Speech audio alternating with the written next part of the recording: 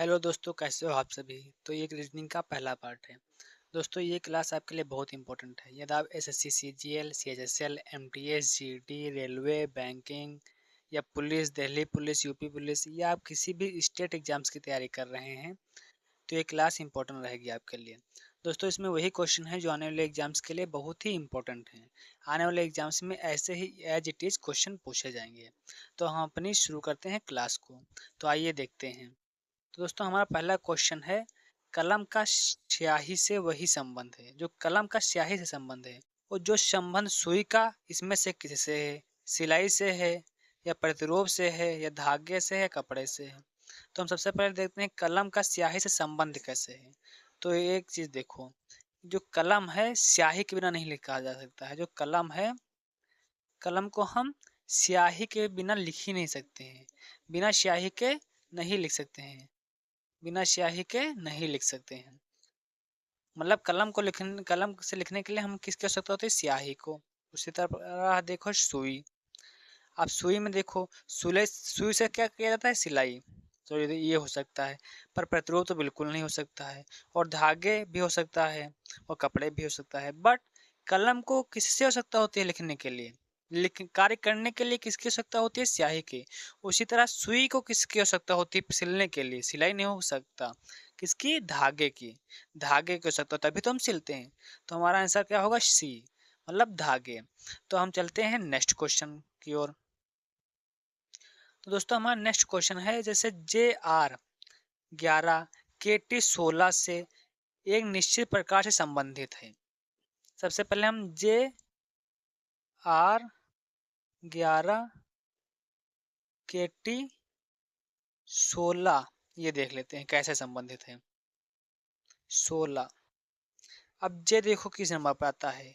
सबसे पहले हमको ABCD के नंबर देखने होंगे। जे किस नंबर पे आता है, जे हमारा आता है 10 नंबर पे। कितने, 10 नंबर पे। कितने, 10 नंबर पे। आर 18 नंबर पे, ठीक। आर हमारा किस नंबर पे आता है, 18, ठीक। ओके हमारा किस नंबर पे आता है, के हमारा नंबर पे आता है 11। और टी हमारा किस नंबर पे आता है, 20, ठीक। अब देखो ये 10 कितना ज्यादा है 11 से, एक। कितना ज्यादा है, एक। कितना ज्यादा है, एक। कितना ज्यादा है, एक। और 18 कितना ज्यादा है, दो। दो ज्यादा है। सबसे पहले हम अंक देख लेते हैं। क्या, एबीसीडी देख लेते हैं। अंक हम बाद को देखेंगे, क्योंकि हम एबीसीडी से अगर हमको मिल रहा है तो अंक की जरूरत ही नहीं देखने की। क्या देखो, 10 से कितना ज्यादा है, एक। 18 से कितना ज्यादा है, 20, दो। अब देखते हैं हम इसी तरह वी एम देखो चाहे ना देखो, बट हम देख लेते हैं एक बार, क्योंकि एक आ रहा VM 22 से WO 27। WO 27। WO 27 वी किस अक्षर पे आता है, वी की संख्या पे आता है 22। 22। वो एम की संख्या पे आता है 13, ठीक। और डब्ल्यू की संख्या पे आता है 23। वो ओ की संख्या पे आता है 15। यहाँ पर भी देखो, 22 से कितना ज्यादा, एक। कितना ज्यादा है 22 से, एक।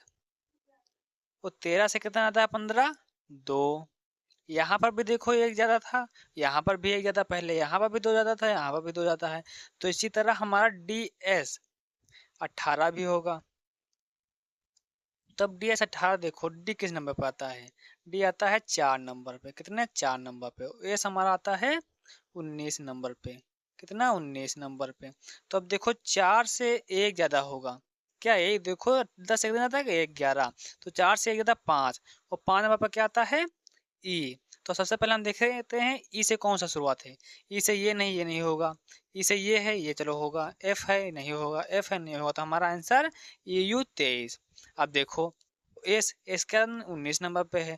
19 से कितना ज्यादा होगा, दो। देखो 18 से कितना ज्यादा, 20, दो। और 13 से कितना ज्यादा, दो। तो 19 से कितना ज्यादा, दो। तो दो ज्यादा होगा, 19 दो 21। तो 21 पे क्या आएगा, यू। यू यू तो EU और 23 हो जाएगा हमारा। अब 23 कैसे होगा, देखो 11 से कितना ज्यादा, 16, 5। कितना, 5। और 22 से कितना ज्यादा, 27, 5। 22×5 = 27, तो 18×5 = 23, तो EU23 हमारा आंसर बी हो जाएगा। अब हम देखते हैं नेक्स्ट क्वेश्चन। तो दोस्तों हमारा नेक्स्ट क्वेश्चन है श्रृंखला वाला। तो इसमें देखना है कि हमें क्वेश्चन मार्क पे क्या आएगा। 43, 34, 61, 25, 70 दिया है। तो इस तरह क्वेश्चन में हम सबसे पहले देखते हैं कि लाइन बाय लाइन। देखो 43 हमें यहाँ नहीं पता क्या आएगा। 34 से 61 कितना कम है, या तो हम जोड़ेंगे तो हम घटाएंगे। तो 34 से 61 कितना कम है, 61, 34 घटा दो एक बार। 11 में से 4 गया 7, तो इस तरफ 5 बचा, और 5 में से 3 गया 2, 27। ठीक, अब देखो क्या एक यहाँ पर कम हो रहा है, क्या पर ज्यादा हो रहा है। देखो 34, 61, फिर 25, फिर 70, मतलब कि यहाँ पर अल्टरनेटिव लगेगा। जब एक कम हो एक ज्यादा हो, वहां पर अल्टरनेटिव मतलब कि एक छोड़ के एक, एक छोड़ के एक, मतलब कि 43 से 34 होगा, फिर 61 छोड़ दो, फिर 34 से 25 होगा। इसी तरह ये क्वेश्चन मार्क से इसका संबंध 61 से होगा, तो इसका 25 छोड़ दो, फिर 25 छोड़ दो, फिर इसका संबंध 70 से होगा। तो अब देखो 43 से कितना कम, 10, 10, और 34 से कितना कम, यहाँ पर सॉरी 24 होगा, क्वेश्चन में 25 नहीं होगा, 24 होगा, हमसे गलती से 25 लिख गया। तो यहाँ पर -10, और यहाँ पर कितना कम, 10 कम। ठीक, तो आगे कितना आएगा, 10 कम, मतलब कि 15। तो हम आगे वाला पूछ ही नहीं रहा है, तो हम आगे वाला नहीं देखेंगे। हम देखते हैं अब ये क्वेश्चन मार्क, फिर 61, फिर 70। तो अब देखो 61 कितना ज्यादा है, 70 कितना ज्यादा है 61 से, 9, कितना 9, 9 ज्यादा है। तो इसी तरह 61 कितना ज्यादा होगा इस क्वेश्चन मार्क वाली संख्या से, मतलब कि 61 में से अगर हम 9 घटा दें तो हमारा आंसर आ जाएगा। तो 9 घटाओ, 11 में से 9 गया 2, 5 बचा 5, मतलब कि 52 हमारा। देखो 70 में से कितना कम, तो 61 है 9, तो 9 में से 70 में से कितना कम कि 61 है 9, तो उसी तरह 61 से हम 9 घटा देंगे क्योंकि अल्टरनेटिव बन रहा है यहाँ पर, तो हमारा आंसर आएगा 52। अब हम देखते हैं नेक्स्ट क्वेश्चन को। हमारा अगला क्वेश्चन है निम्नलिखित में से कौन सी संख्या दी गए पैटर्न में प्रश्नवाचक चिन्ह के स्थान पर आएगी यहाँ पर। तो दोस्तों इस तरह क्वेश्चन जब भी आएंगे तो सबसे पहले हमको बड़ी संख्या देखनी है। यहाँ पर बड़ी 60, 152, 161, मतलब इन दोनों से मिलाकर ये बनी, इन दोनों से मिलाकर ये बनी, इन दोनों से मिलाकर ये बनी। तो सबसे पहले हम जो बड़ी संख्या होता है उसका एलसीएम ले लेते हैं। हम एक का एलसीएम लेकर देख लेते हैं, उसी हिसाब से आ जाएगा। यहाँ पे 60 है, 60 का एलसीएम लो, 2 से काटो 2, 3 6, 2 0 0, फिर 2 से काटो 2 1 कम 2, 2 पंची 10, अब 3 से काटो, तीनों पची 15, अब 5 से काटो। ठीक, अब यहाँ पर जो ये 15 14 है, हमें इसमें से गुणा करके, या तो 2 से 3 से आपस में यहाँ पर गुणा करके हमें यहाँ 14 15 एक संख्या बनानी है। या तो 15 बने या 14 बने, या इसके आसपास वाली बने। 14 15 के आसपास वाले बने, या तो 16 बने, या तो 17 बने, या 13 बन जाए। तो हम एक बार देखते हैं, 3 गुणे 5 15, यहाँ पर 15 है, 15 15 ठीक, और 15 और 2 दूना 4, 15 गुणे 4 60 आ रहा, पर यहाँ पर है 15 गुणे 14। तो हम क्या करें कि 4 आ जाए, तो 15 गुणे 4 करने के लिए क्या करेंगे, यहाँ पर 14 है बट यहाँ पर 4 आ रहा, तो 14 माइनस हम 10 कर देंगे, तभी तो आएगा 14 माइनस 10, 14 माइनस 10, और 14 में से 10 जाएगा, 4 बचेगा, और 15 चौको 60 आ जाएगा, आ जाएगा। उसी तरह देखो यहाँ पर नीचे वाली संख्या से 15 वाला गुणा 15 हुआ, फिर 14 में से ऊपर वाली बीच वाली संख्या से -10 हुआ। तो इसी तरह दूसरे में देखो 19, देखो 19 है, 19 लिख लो, गुणा गुणा। अब क्या लिखोगे, 14 यहाँ पर है, यहाँ पर 14 लिखा, अब यहाँ पर 18 है तो यहाँ पर 18 लिख लो, माइनस कितना करोगे 10, तो 14 में 18 में से 10 जाएगा, कितना बचेगा 8, 19 गुणे 8 कितना होगा, 19 गुणे 8, 19 अट्ठे 152, ये भी आ रहा। तो इसी तरह हमें यहाँ पर देखना है। तो यहाँ पर क्या है, क्वेश्चन मार्क, हमें नहीं पता क्या, हम एक्स मान लेंगे, गुणे गुणे, ब्रेकेट ब्रेकेट। यहाँ पर क्या है 17, यहाँ पर देखो 18 था तो 18 लिख लिया, अब यहाँ पर 17 है तो यहाँ पर 17 लिख लेंगे, माइनस कितना करेंगे 10 10, यहाँ पर क्या आया 161, यहाँ पर क्या आया 161, ठीक, x गुणे 17 में से 10 गया 7 बराबर 161। अब देखो ये गुणे में सब जाएगा भाग में हो जाएगा, तो इसे कट जाएगा, 7 एकम 7, 7 दूनी 14 और 3 बचा 21 हो गया, 7 त्रिक 21। हमारा आंसर आ गया 23 ए। हमारा कितना आंसर है 23। अब हम देखते हैं नेक्स्ट क्वेश्चन को। हमारा अगला क्वेश्चन है, धीरज ने संदीप से कहा, किससे कहा? संदीप से, कि मेरी माँ, मतलब धीरज की माँ जो है, धीरज की माँ, धीरज की जो है माँ, ठीक, धीरज की माँ, ठीक, धीरज की माँ, तुम्हारी माँ, किससे कहा है? संदीप से।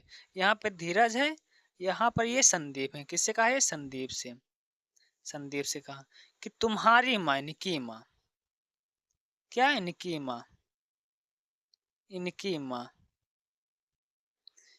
उन्होंने कहा, धीरज ने संदीप से कहा कि मेरी माँ तुम्हारी माँ की इकलौती पुत्री है, मतलब इनकी माँ की ये इकलौती पुत्री है, इनकी माँ की ये इकलौती पुत्री है, और ये इनकी माँ है, और ये इनकी पुत्री है। अब देखो क्या संबंध पूरा। तो धीरज की माँ मतलब इनकी माँ से उस संदीप का क्या संबंध है? संदीप का क्या संबंध है? अब एक चीज पूछो, इससे संबंध पूछ रहा है, संदीप से संबंध। तो इनकी माँ जो है, माँ की पुत्री, इनकी पुत्री इनकी माँ है। अगर इनकी ये माँ किसकी है? इनकी माँ की धीरज की माँ की भी माँ है और संदीप की माँ की भी माँ है। तो मतलब कि ये आपस में भाई बहन हुए कि नहीं? इनकी माँ भी एक ही है, इनकी माँ भी एक ही है। इनके बच्चे का नाम है संदीप और धीरज की माँ इनकी पुत्री है, तो मतलब कि ये क्या हुए? बहन। संदीप की क्या हुई? इनकी माँ बहन। तो हमारा आंसर सी आ जाएगा बहन। अब हम देखते हैं नेक्स्ट क्वेश्चन को। कौन सा वेन आरेख निम्नलिखित वर्गों को सही निरूपित करता है? देखो बहनें, तो बहनें का एक सर्किल बना लो, ठीक, फिर माताएं, फिर माताएं का अलग सर्किल बना लो, ठीक, फिर अध्यापिकाएं, अध्यापिकाएं का एक सर्किल बना लो। अब एक चीज देखो, जो बहनें हैं सारे तो माताएं होंगी नहीं, क्योंकि कुछ बहनों की शादी अभी होगी और कुछ बहनें अभी शादी नहीं की गई हैं, क्योंकि सारी बहनें की एक साथ तो शादी होगी नहीं। तो कुछ लोगों की बहनें अभी शादी नहीं हुई, तो मतलब कि हमारी सारी जो बहनें हैं वो सारी माताएं नहीं होंगी। तो कुछ जो कुछ बहनें हैं कुछ माताएं हो जाएंगी, ठीक। और जो अध्यापिकाएं हैं, क्या ये अध्यापिकाएं? तो अध्यापिकाएं क्या सारे जो माताएं बहनें हैं वो अध्यापिकाएं तो होंगी नहीं। इनमें से कुछ माताएं अध्यापिकाएं हो सकती हैं, कुछ बहनें भी अध्यापिकाएं हो सकती हैं। मतलब कि इसका भी हिस्सा कुछ हो सकती हैं अध्यापिकाएं और इसका भी हिस्सा हो सकती हैं। तो हमारा सर्किल क्या बनेगा? C number. तो हमारा सर्किल क्या बनेगा? C number. अब हम देखते हैं नेक्स्ट क्वेश्चन को। अगला क्वेश्चन है निष्कर्ष वाला, कथन वाला। सभी उपन्यास, कह रहा सभी उपन्यास पाठ्य पुस्तक हैं, तो उसका एक सर्किल बना लेते हैं। सभी उपन्यास हैं, क्या हैं? सभी पाठ्य पुस्तक हैं, ठीक। कोई भी समाचार पत्र, बोल रहा है फिर, कोई भी समाचार पत्र, कोई भी समाचार पत्र पाठ्य पुस्तक नहीं है। मतलब कि जो पाठ्य पुस्तक है ये समाचार पत्र नहीं है, समाचार पत्र नहीं है, समाचार पत्र नहीं है। कोई भी पाठ्य पुस्तक समाचार पत्र नहीं है। अब इसका निष्कर्ष क्या बोल रहा? कोई भी उपन्यास समाचार पत्र नहीं। अगर कोई भी पाठ्य पुस्तक समाचार पत्र नहीं है तो उपन्यास भी तो नहीं होगा, क्योंकि सारे पाठ्य पुस्तक उपन्यास हैं। तो पहला तो हमारा सही है। अब दूसरा देखो, सॉरी, पहला तो हमारा यहाँ पर सही है, यहाँ पर नहीं। अब दूसरा देखो, कम से कम कुछ पाठ्य पुस्तक, हाँ कुछ पाठ्य पुस्तक, क्योंकि सारे पाठ्य पुस्तक क्या बोल रहा सारे पाठ्य पुस्तक उपन्यास हैं। तो कम से कम कुछ तो पाठ्य पुस्तक समाचार नहीं है, क्योंकि समाचार तो है ही नहीं। तो हमारा दूसरा भी सही है। तो हमारे दोनों कथन सही है। तो केवल निष्कर्ष 2 का पालन करता नहीं, अब निष्कर्ष 1 और दोनों का पालन करता, हाँ। तो हमारा आंसर बी। अब हम देखते हैं नेक्स्ट क्वेश्चन को। एक पंक्ति में मानसी बाईं ओर से 29वें नंबर पे आती है। क्या बाईं ओर से? देखो लेफ्ट राइट कौन सा होता है? ये लेफ्ट होता है, ये राइट होता है। तो एक पंक्ति में बाईं ओर से 29वें नंबर पर है और दाईं ओर से 33वें नंबर पे है। तो पंक्ति में कितने विद्यार्थी हैं? जब इस तरह के क्वेश्चन दोस्तों आते हैं तो ये दोनों को हम जोड़ लेते हैं, 29 और 33 को, और 33 और 29 जोड़ लो। 9 3 12, 2 हासिल आया 1, 3 2 5, 1 6। और दोनों को जोड़ के एक माइनस कर दो, सिर्फ एक, तो हमारा कितना बचेगा 61। हमारा आंसर क्या आ जाएगा 61। अब हम देख रहे हैं नेक्स्ट क्वेश्चन को। तो हमारा अगला क्वेश्चन है, नीचे दिए गए पासे की दो स्थितियां, एक ये। आर दर्शाने वाले फलक के विपरीत फलक कौन सा अक्षर आएगा। इस तरह का क्वेश्चन हम सबसे पहले जो ये इसमें ए मिल रहा हो, इसमें ए मिल रहा है, दोनों में हम देखते हैं कौन सा अंक मिल रहा है, सबसे पहले वो ढूंढते हैं। ए मिल रहा है इसमें और ए मिल रहा है इसमें, तो हम सबसे पहले ए इस तरफ लिख लेंगे, एक इस तरफ लिख लेंगे। उसके बाद हमें घड़ी की दिशा में चलना होता है, घड़ी की दिशा इस तरह चलती है, तो ए के बाद क्या आया, यहाँ पर पी आया, और पी के बाद यहाँ पर क्या है क्यू। अब इसमें देखते हैं ए के बाद क्या आया आर, आर के बाद क्या आया एच। तो ये इसके विपरीत है, ये इसके विपरीत है, ये इसके विपरीत है, ये इसके विपरीत है। अब इसमें देखो कौन कौन अक्षर आगे पूछ रहा है। तो आर के दर्शाने वाले फलक के विपरीत फलक कौन सा है। तो आर के विपरीत कौन सा है, आर के विपरीत कौन सा है पी, आर के विपरीत कौन सा है पी, तो हमारा आंसर डी। ए बी यहाँ पर सी होना चाहिए, यहाँ पर डी होना चाहिए, कोई दिक्कत नहीं है, हमारा आंसर आया पी। अब हम देखते हैं नेक्स्ट क्वेश्चन को। हमारा अगला क्वेश्चन है, उस विकल्प का चयन कीजिए जो दिए गए शब्दों को तार्किक और सार्थक ढंग से सही क्रम व्यवस्था में दर्शाता है।